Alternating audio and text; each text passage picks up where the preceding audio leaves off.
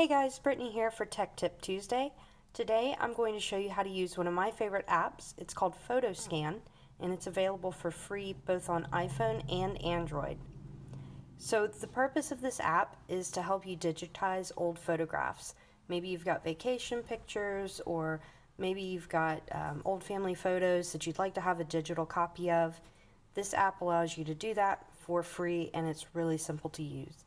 So what I'm going to do is start by taking a picture,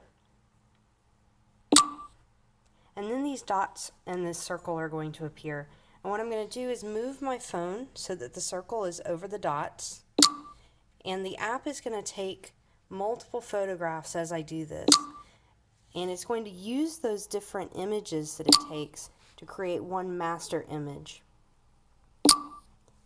One of the really nice things about this app is that it automatically removes the glare from your flash, so you get a really crisp, clean image. You can see here now, I can rotate, I can pull this into another app and actually edit it, I can share it, and I can preserve my favorite memories. If you like this tech tip, comment down below and tell us what photographs you're going to digitize first.